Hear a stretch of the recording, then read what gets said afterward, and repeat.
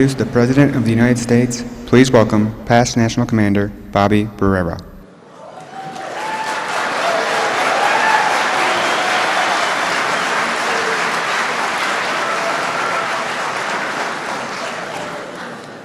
Good afternoon. Honored guests, and especially my fellow veterans, families, and survivors. Our 26th President, Commander-in-Chief Theodore Roosevelt, a seasoned soldier and a Rough Rider, understood the importance of honoring the sacrifice of service. He said that anyone who is good enough to shed blood for our country is good enough to be given a square deal afterwards. Therefore, it is indeed a privilege and a great honor to have been asked to introduce this afternoon's most distinguished guest at DAV's 95th National Convention. The current President, the First Lady, and his administration have put those words of President Roosevelt into action. President Barack Obama's leadership and steadfast commitment to our nation's heroes is a matter of public record. He has demonstrated that he is a strong supporter of our nation's veterans and their families. He has fought for the resources and the reforms the VA needs to keep its promise to the men and women who have so valiantly served. He has proven himself willing to listen to our points of view on vital veterans issues. But more importantly, he actually has taken our views to heart. He used them to make pivotal policy changes on the many DAV's key priorities. One of those integral areas is increased funding and advance appropriation for veterans' health, including a focus on improving services for the signature wounds of today's wars, wounds such as traumatic stress and traumatic brain injury. President Obama has also made it a priority to expand and to improve health care for one of the fastest growing segments of the veterans populations, women veterans, in order to meet their unique needs, including maternity care and targeted suicide prevention programs. Under his leadership, the VA has also reduced the disability claims backlog that peaked over 600,000 just 3 years ago to less than 100,000 today.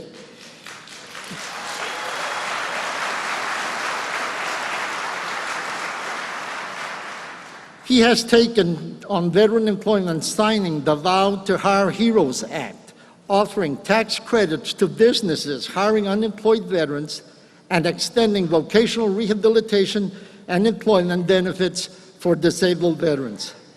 Lastly, he has directed unprecedented support to our most vulnerable brothers and sisters, which resulted in a sharp decrease in veterans' homelessness. Ladies and gentlemen, it is my distinct honor to introduce our special guest and fierce ally, the 44th President of the United States, Barack Obama.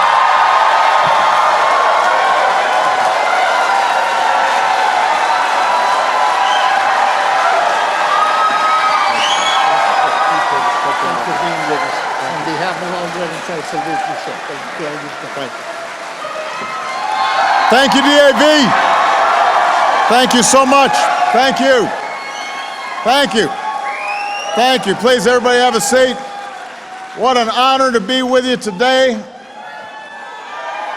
Thank you. And thanks to Bobby. I'll never forget the time Bobby came to the Oval Office carrying a baseball bat. Secret Service got a little nervous, but it was a genuine Louisville Slugger. A thank you for going to bat for our veterans. And I want to thank Bobby for your devotion to our veterans, especially your fellow Vietnam vets. Thank you. Give Bobby a big round of applause.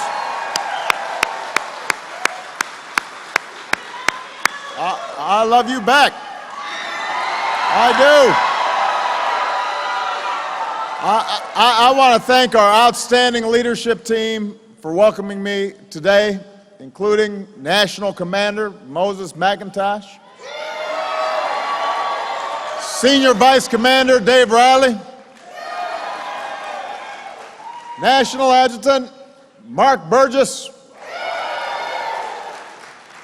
Executive Director Barry Jesenowski, your voice in Washington, Gary Augustine, and don't forget Pat Kemper and all the spouses and families of the DAV Auxiliary. Thank you. I also want to acknowledge Mayor Kasim Reed and County Chairman John Eves for welcoming us to the great state of Georgia and the beautiful city of Atlanta. I am pleased to be joined by our tireless Secretary of the VA, Bob McDonnell. I know he spoke to you yesterday. He is working hard, every single day to transform the VA to serve our veterans better. He still gives out his cell phone number and his email. Not many people know this, but so far he's received more than 45,000 calls, emails, and texts. And I don't know what his phone bill's looking like. I hope he has a good plan. But Bob and his team work to deal with each one of those texts or emails or phone calls he receives because every single veteran matters, and he knows that. So thank you, Bob, for the great work you're doing.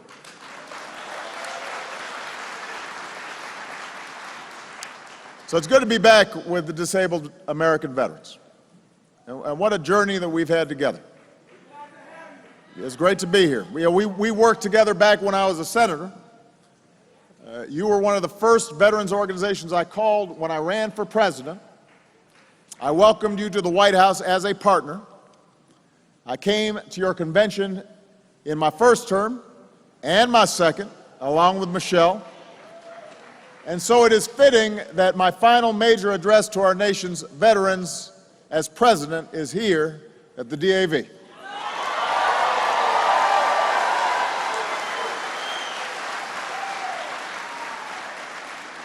And as I reflect on these past 8 years, some of the most unforgettable experiences that I've had have been moments I've spent with you, Americans, veterans, and your families.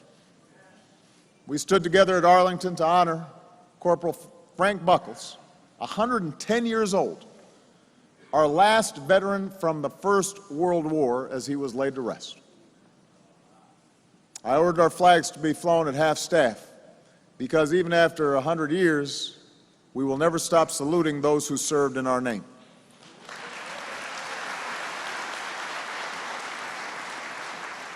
We stood together at Normandy to thank an entire generation, among them my grandfather, who was in Patton's army, a generation that literally saved the world.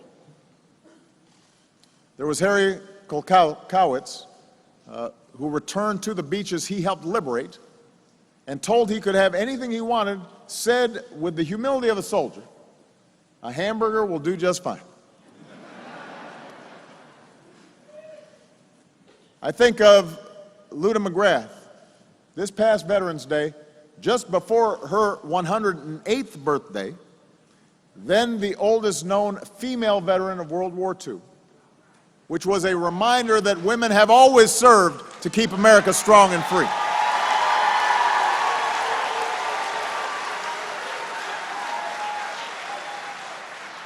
We've stood together at the memorial to our Korean War veterans and recalled how a soldier marching through the snow had a tiny pair of baby booties hanging from his rifle, a reminder of his unborn child, a story that had been lost to history. But we tracked him down, we found him, and we shared the story of Korean War veteran Dick Schenck, who made it home to that baby boy and lived out his life. At 84 years old, he was still roller skating, because no war should ever be forgotten and no veteran should ever be overlooked. We stood together at the wall and remembered the lessons of Vietnam. that even when Americans may disagree about a war, we have to stand united in support of our troops.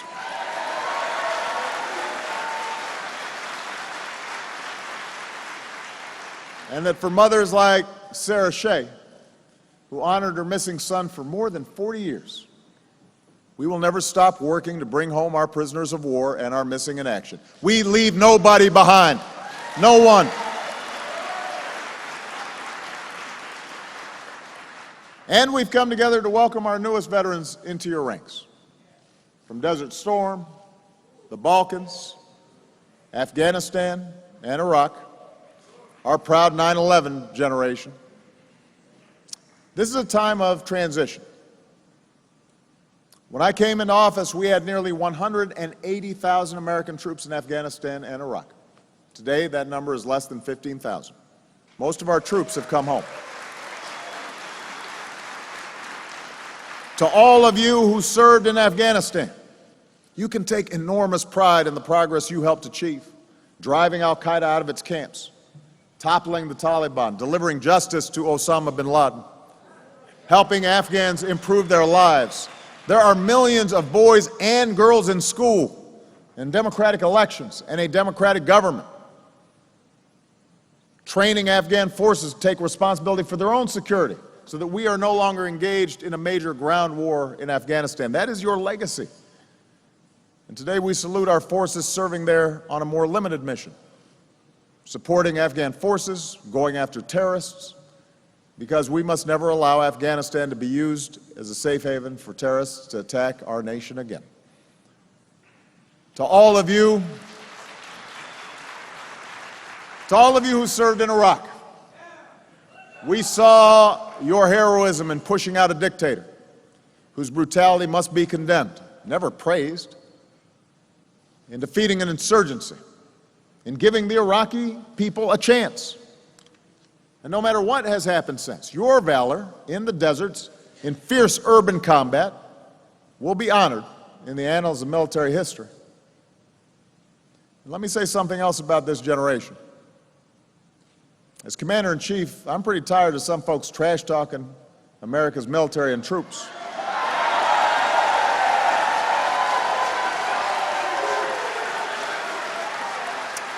You know, our military is somewhat smaller after two major ground wars come to a close. That's natural. And we're going to keep doing everything we need to do to improve readiness and modernize our forces. But let's get some facts straight. America's Army is the best trained, best equipped land force on the planet. Our Navy is the largest and most lethal in the world. The precision and reach of our Air Force is unmatched. Our Marines are the world's only truly expeditionary force. We have the world's finest Coast Guard. We have the most capable fighting force in history, and we're going to keep it that way.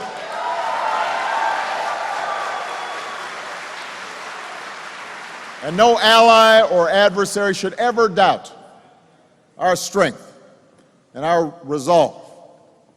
And we will keep pounding ISIL and taking out their leaders and pushing them back on the ground. And united with a global coalition, we will destroy this barbaric terrorist group. They will be destroyed. In the face of Russian aggression, we're not going to turn our back to our allies in Europe. We're going to stay united in NATO, which is the world's strongest alliance.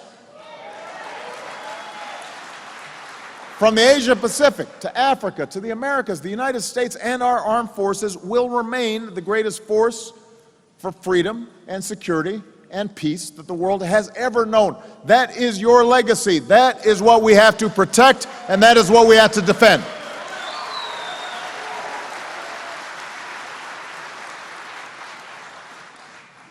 And let me say this. No one has given more for our freedom and our security than our Gold Star families.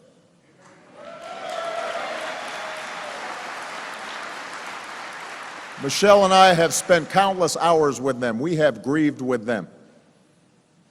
There's a reason why last week in Philadelphia, I was humbled to be introduced by Sharon Belkifer from Ohio, a Gold Star mom whose son Tom, a lieutenant colonel in the Army, gave his life in Afghanistan. I requested Sharon to introduce me because I understood that our Gold Star families have made a sacrifice that most of us cannot even begin to imagine.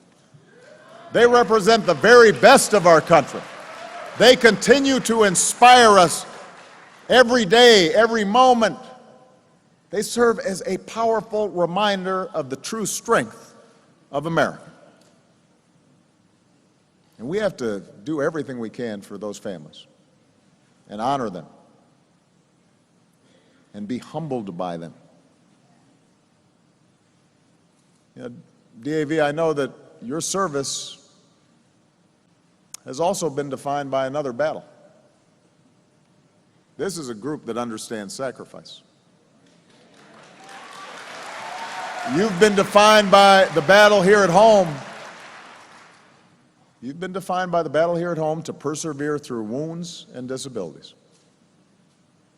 I think of a veteran from Iraq who lost her arm, but who said she decided to focus not on what I had lost, but on what I still had.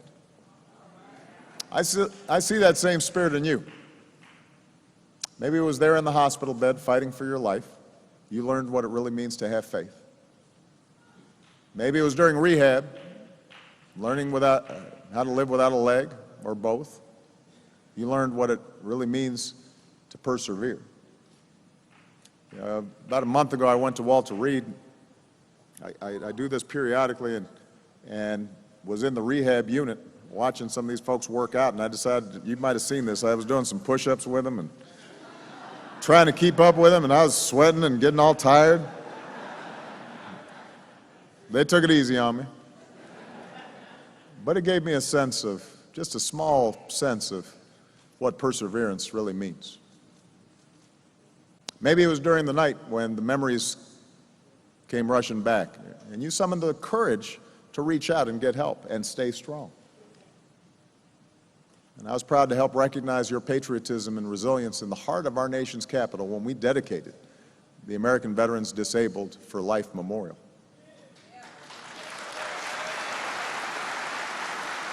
Oh, this organization shows this nation, what it means to be strong.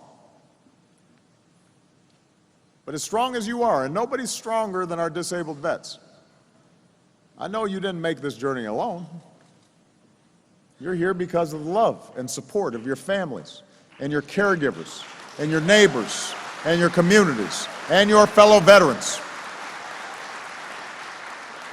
They were the shoulder you leaned on, who carried you when you couldn't walk, who picked you up when you stumbled, who celebrated your victories with you, who sometimes just made you laugh and reminded you how good life can be. And that brings me to what I want to talk about here today. For more than 2 centuries, this country that we love hasn't just endured. We have thrived. We have overcome challenges that would have broken a lesser nation. And not thanks to any one person or one group of people, but because, like you learned in the military, we're all one team. We believe in taking care of each other and in lifting each other up and leaving no one behind and in meeting the collective responsibilities that we can only meet together. The security of our nation, the education of our children, dignity for our seniors, equal rights for all of our citizens, health care, which is now a right for everybody, and the care and well-being of our veterans and your families. That is a responsibility for all of us, not just a few. We all have to do our part. And as I've said before, America's commitment to our veterans is not just lines in a budget. And it can't be about politics. It's not even really about policy. Our commitment to our veterans is a sacred covenant. And I don't use those words lightly.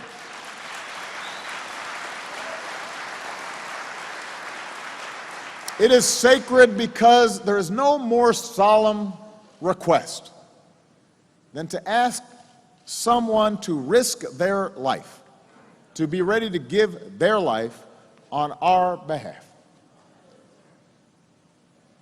It's a covenant because both sides have responsibilities. Those who put on the uniform, you took an oath to protect and defend us. While the rest of us, the citizens you kept safe, we pledge to take care of you and your families when you come home. That's a sacred covenant. That's a solemn promise that we make to each other, and it is binding, and upholding it is a moral imperative.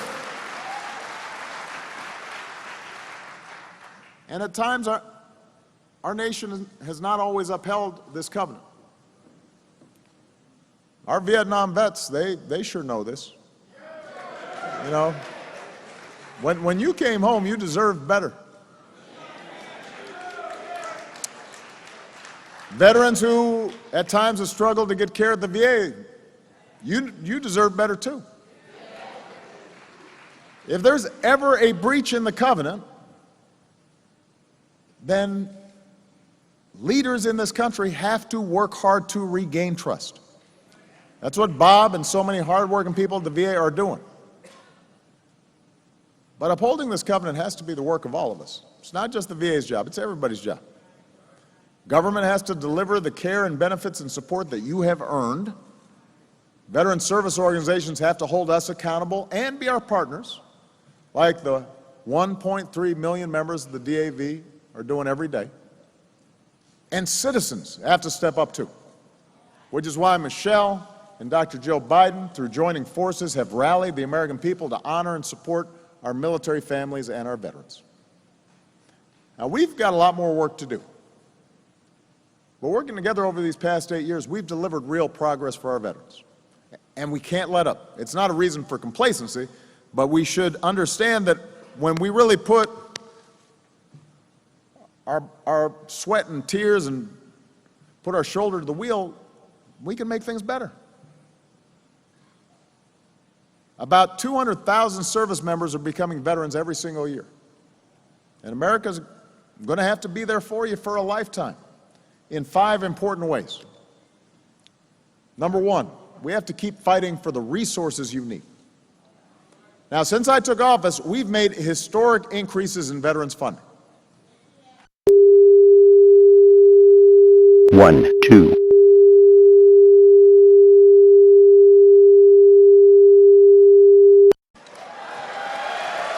So,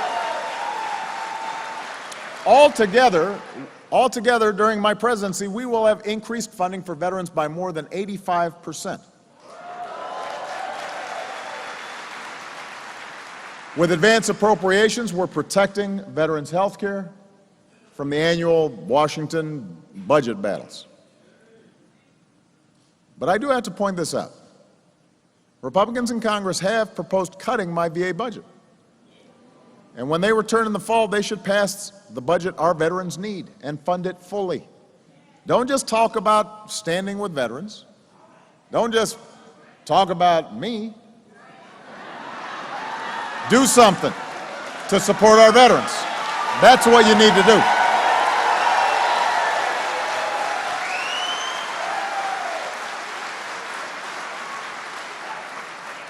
Number two, we've got to keep fighting to deliver the health care you've been promised. Today, more of our Vietnam vets are getting your disability benefits because of your exposure to Agent Orange. That's a change that we made. So too for our Desert Storm veterans, because the illness is tied to the Gulf War. Those are changes we made. Altogether, we've made VA benefits available to more than 2 million veterans who didn't have them before. Sometimes, let's face it, sometimes folks don't know that, but it's a fact. And I have to say, thanks to the Affordable Care Act, Obamacare, veterans not covered by the VA now have access to quality, affordable health care. And insurance companies can't discriminate against you because of pre-existing conditions like post-traumatic stress. And more veterans are gaining access to health insurance. So we need to keep making it easier to access care. That's why we recruited some of the best talent from Silicon Valley in the private sector. And in one of their very first innovations, veterans can now finally apply for VA health care anytime, anywhere, from any device, including your smartphone. Simple, easy, in as little as 20 minutes. Just go to vets.gov. The days of having to wait in line at a VA office or mailing it in, those days are over. We're finally moving into the 21st century when it comes to helping our veterans. It's about time. We're reaching more veterans, including rural veterans, with telemedicine. So you can see someone at the VA without leaving your home. We now have a designated women's health provider at all VA clinics to make sure our women's veterans get the tailored care and the dignity and the respect that you deserve. And for our disabled vets, we have increased funds for prosthetics, eliminated copays if you're catastrophically disabled, made progress on concurrent receipt, so more severely disabled retirees can now receive your military retired pay and your VA disability benefits. And we're doing more than ever to make sure your devoted families and caregivers get the skills and support they need to stay strong as well. And here I want to thank veterans across our country for being part of another mission. Our Precision Medicine Initiative to revolutionize healthcare with treatments that are tailored for each patient. As of today, more than 500,000 veterans, maybe some of you, have stepped forward and donated your health and genetic data for research, which brings us halfway to our goal of 1 million veterans that are doing so.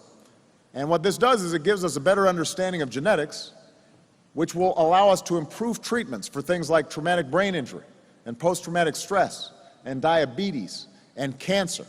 And that won't just help veterans, it will help all Americans, and it's just one more example of how our veterans keep serving our country even after they've come home.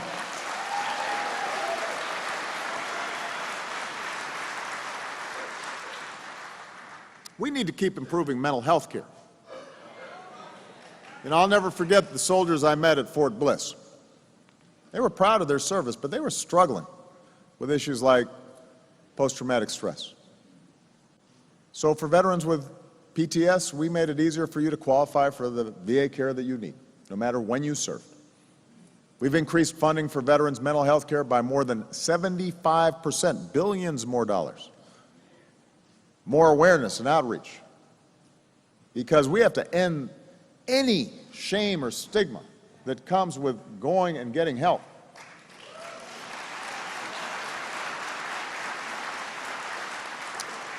We've put in place more clinicians, more counselors, more peer support, veterans helping veterans, more research, $100 million for new approaches to PTS and TBI. And today we're delivering more mental health care to more veterans than ever. We are saving lives. But when too many veterans still aren't getting the care that they need, we all have to be outraged. We all have to do better. And when 20 veterans a day are taking their own lives, that is a national tragedy. We all have to do better. Most of those 20 vets taking their lives each day are not in the VA. But we know that when vets do get VA care, they're more likely to survive. So we need to get more vets connected to the VA. And when you have an urgent need for mental health care, you shouldn't have to wait days, you shouldn't have to wait weeks. You should get those services the very same day. And Congress can help by providing the funding and flexibility we need to hire highly qualified mental health professionals. And medical schools can help us recruit and train more psychiatrists. And every American, military and civilian, can help as well by learning those 5 signs that somebody is hurting, so we can reach out and help our veterans stay strong. We're one team, one American family. When any member of our family is suffering, we got to be there for each other. Now, we also need to keep fixing the problems that came to light long wait times, veterans denied care, people manipulating the books. Inexcusable. I know Bob gave you an update, but I want to repeat, we've hired thousands more doctors, nurses, staff, opened more clinical space. And with the Choice program, we're helping more veterans get care outside of the VA. It all adds up to millions more appointments, delivering more benefits to more veterans than ever before. That is progress. But even as we improve access, more veterans than ever are seeking care. So we're putting more and more resources in, but you got more and more demand for care at the same time. And this surge in demand means there are now more veterans waiting for appointments, even though we've done a lot more. So I know I'm not satisfied. Bob's still not satisfied, and we will not let up. Bob and his new leadership team are going to keep pushing to transform the VA, and he will keep holding people accountable. This is somebody who cares deeply about our veterans getting what they deserve and what they have earned. And when whistleblowers expose misconduct, they will need to be protected, not punished. We need Congress to make it easier for the VA to help veterans get care in your communities. But I have to say, here's one thing I want to be very clear about. Here's one thing we will not do. We cannot outsource and privatize health care for America's veterans. You know, there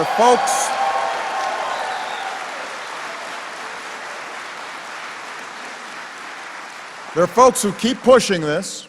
They don't always come out and say the word privatize, but you read what they say, that's what they mean.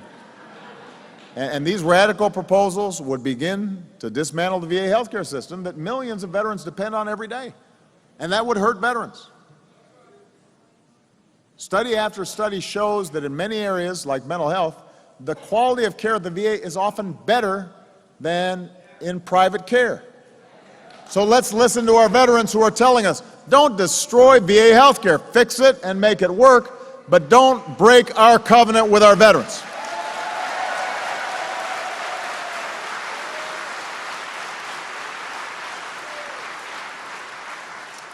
This brings me to the third area where we have to stay focused.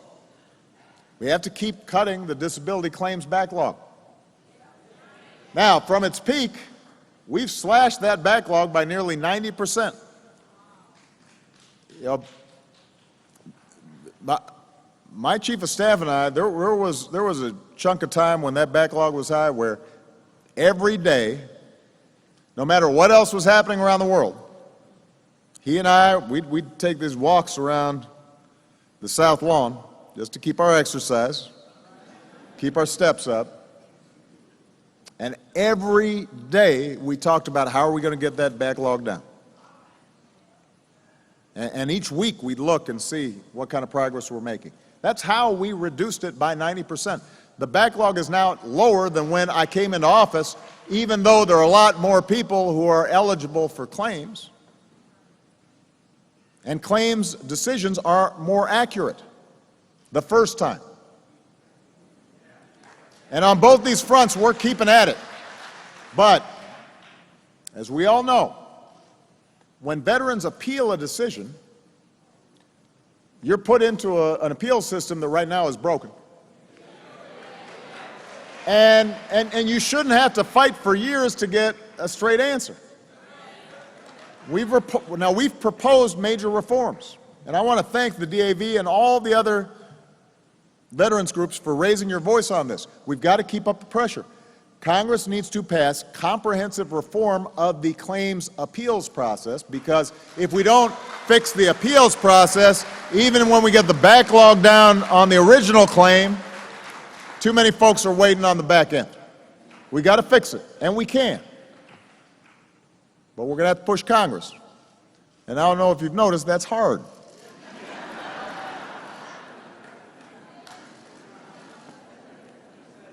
Fourth, we've got to keep fighting for the dignity of every veteran.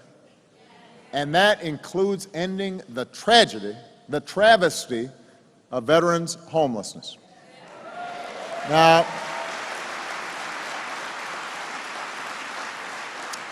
this is something that within my administration we said this is all hands on deck across government. Everybody's got to be involved in this. And with joining forces, Michelle and Jill have helped galvanize hundreds of mayors and communities across the country. 2 states, Virginia and Connecticut, as well as 27 cities and towns across the country, have effectively ended veterans' homelessness.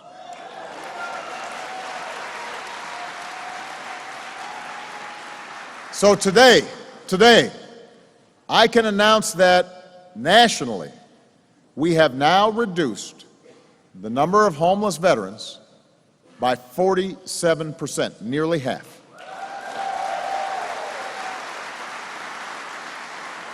We have just about cut veterans' homelessness in half. We've helped bring tens of thousands of veterans off the streets. But we're not slowing down. We're going to keep up the momentum. This fall, Michelle will bring our partners from across the country together at the White House to share best practices, to figure out what has worked, what hasn't worked, because we will not stop until every veteran who fought for America has a home in America. This is something we got to get done.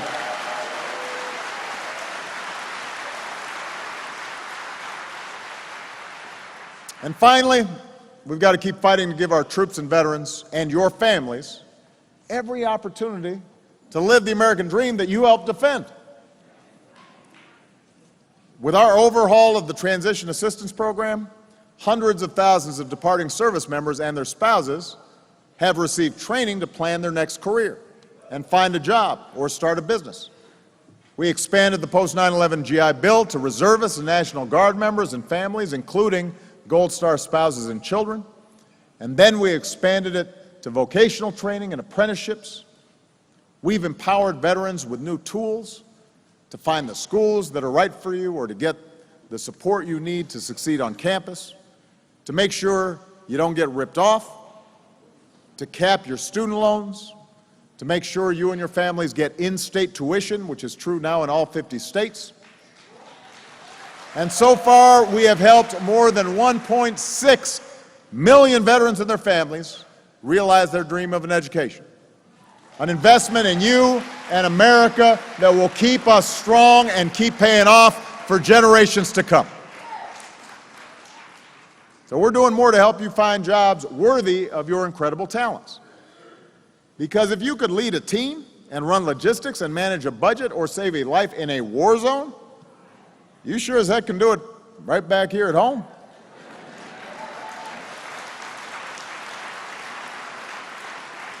I called for states to recognize the training and skills of veterans when issuing credentials for civilian jobs, licensing. Now all 50 states do it. Before, less than half the states made it easy for military spouses to get credentials and licenses. Today, all 50 states do it. Starting this fall, we'll close loopholes to protect our troops and military families from predatory payday lenders. So today, all across America, more veterans are at work, on the job, beginning the next chapter of your service to our country. Veterans who are physicians and nurses have been hired by community health centers.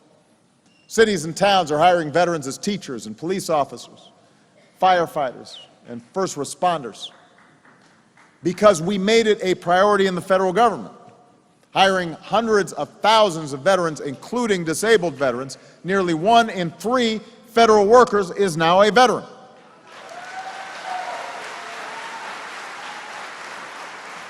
I challenged America's companies to hire veterans.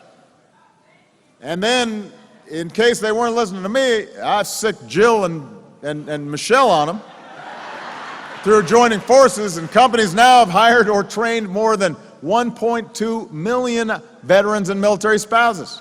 So all told, we've cut veterans' unemployment by more than half, down to 4.2%, which is actually lower than the already low national average. And it's way down for post-9/11 veterans, too.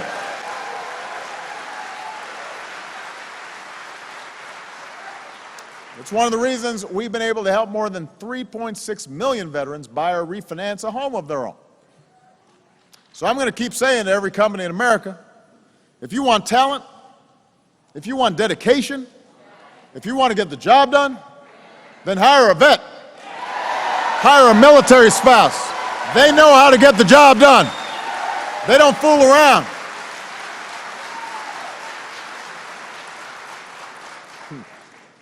So DAV, we've made a lot of progress. It's not always focused on, because understandably, the news a lot of time focuses on what's still not working. That's okay. That keeps us on our toes, keeps us working. But every once in a while, it's good to remember the progress we've made, because that tells us when we focus on it, we can do right by our veterans.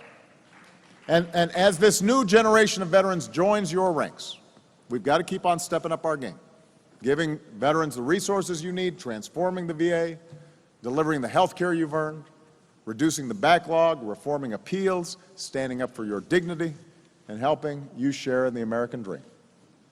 And I know we can, because over the past 8 years, I've seen the spirit of America, and I have seen time and time and time again the strength of our veterans, the unbreakable will of our disabled vets. You teach us better than anybody that we may take a hit sometimes. We may get knocked down, but we get back up. We carry on. And when we take care of each other and uphold that sacred covenant, there's nothing we cannot do. Like that soldier I told you before, Army Ranger veteran Corey Remsburg, nearly killed in Afghanistan, who learned to talk again and walk again, and who recently stood up and walked into the Oval Office and shook my hand. We all have to keep on rising. Like Medal of Honor recipient Staff Sergeant Ty Carter, who struggled with post-traumatic stress and who's now helping others stay strong. Troops, veterans, civilians, we all have to keep on healing. Like the wounded warriors and disabled vets who are out there running and jumping and swimming and biking and climbing, including Marine Corps veteran Charlie Linville, who just became the first combat amputee to reach the top of Mount Everest. We all have to keep on striving.